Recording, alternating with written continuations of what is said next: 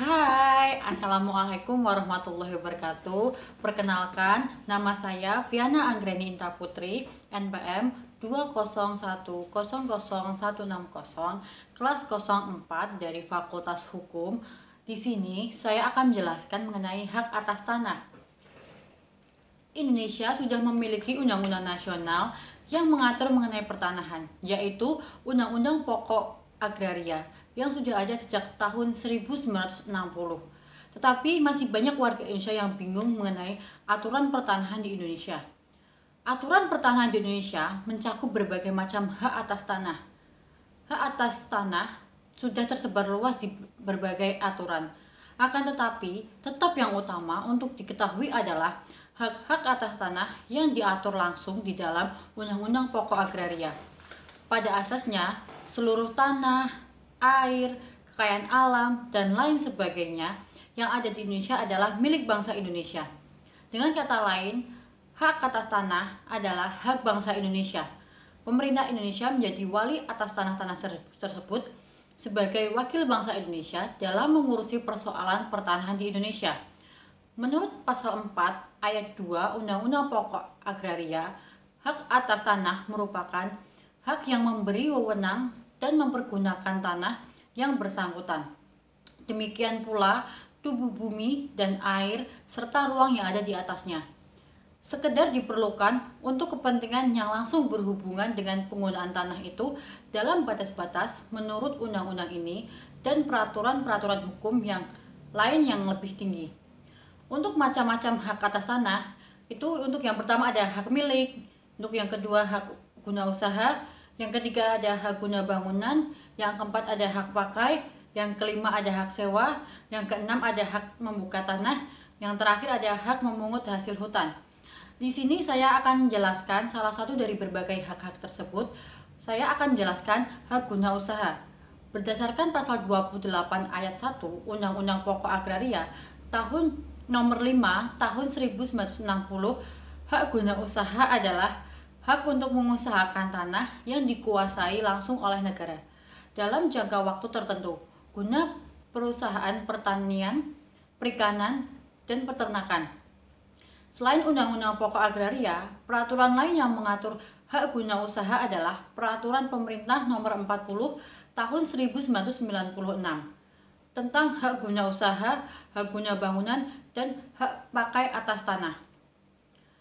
Selanjutnya ada subjek hak guna usaha.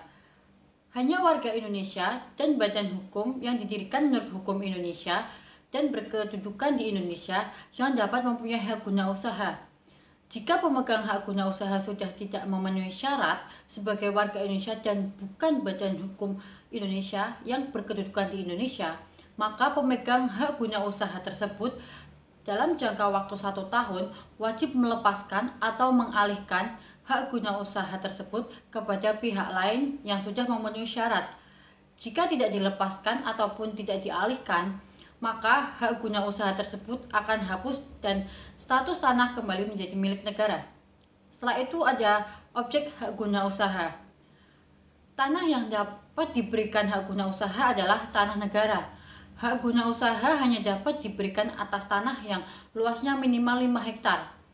Jika luas tanah yang dimohonkan hak guna usaha mencapai 25 hektar atau lebih, maka penggunaan hak guna usahanya harus menggunakan investasi modal yang layak dan teknik perusahaan yang baik sesuai dengan perkembangan zaman.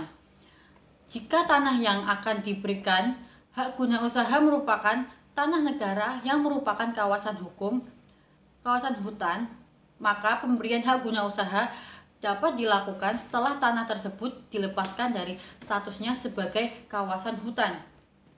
Pemberian hak guna usaha atas suatu tanah yang telah memiliki hak tertentu dapat dilaksanakan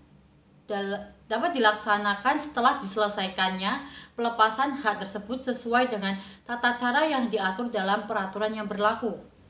Jika di atas tanah yang akan diberikan hak guna usaha terdapat tanaman atau bangunan milik pihak lain yang keberadaannya berdasarkan atas hak yang sah, maka pemegang hak guna usaha yang baru wajib memberi ganti kerugian kepada pemilik bangunan dan tanaman tersebut.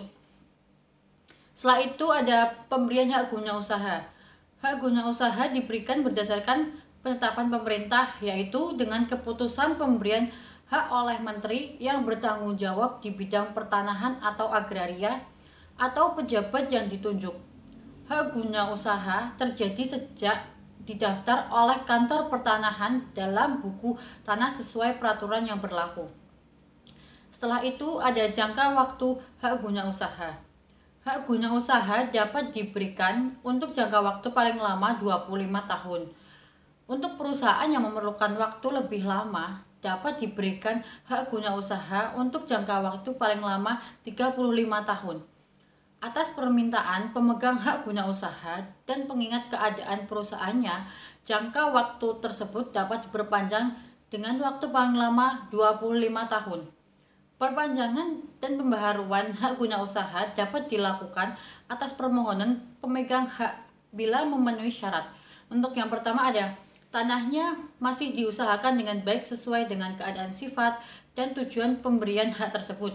Untuk yang kedua ada syarat-syarat pemberian hak tersebut dipenuhi dengan pihak oleh pemegang hak.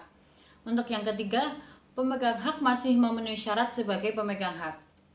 Selanjutnya ada peralihan hak guna usaha. Hak guna usaha dapat beralih dan dapat dialihkan kepada pihak lain melalui yang pertama ada jual beli, yang kedua tukar menukar, yang ketiga penyertaan dalam modal, yang keempat ada hibah, yang kelima ada pewarisan. Peralihan hak guna usaha karena jual beli wajib dilakukan dengan akta yang dibuat oleh pejabat pembuat akta tanah.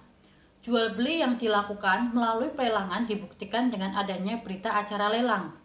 Sedangkan peralihan hak guna usaha melalui pewarisan wajib dibuktikan dengan surat wasiat atau surat keterangan waris yang dibuat oleh instansi yang berwenang. Setelah itu ada hapusnya hak guna usaha. Sebab-sebab hapusnya hak guna usaha diatur di dalam pasal 34 Undang-Undang Pokok Agraria dan pasal 17 ayat 1 Peraturan Pemerintah Nomor 40 Tahun 1996.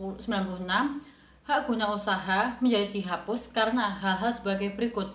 Untuk yang pertama, berakhirnya jangka waktu sebagaimana ditetapkan dalam keputusan pemberian atau perpanjangan. Untuk yang kedua, dibatalkan haknya oleh pejabat yang berwenang sebelum jangka waktu berakhir. Yang ketiga, dilepaskan secara sukarela oleh pemegang haknya sebelum jangka waktu berakhir. Yang keempat, dicabut berdasarkan Undang-Undang Nomor 20 Tahun 1961. Untuk yang kelima ada diterlantarkan. Yang keenam ada tanahnya musnah. Untuk yang terakhir, pemegang hak guna usaha tidak lagi memenuhi syarat untuk dapat mempunyai hak guna usaha sebagaimana yang diatur di dalam pasal 30 ayat 2 Undang-Undang Pokok Agraria. Sekian dari saya, kurang lebihnya mohon maaf. Wabillahi taufiq wal hidayah. Wassalamualaikum warahmatullahi wabarakatuh.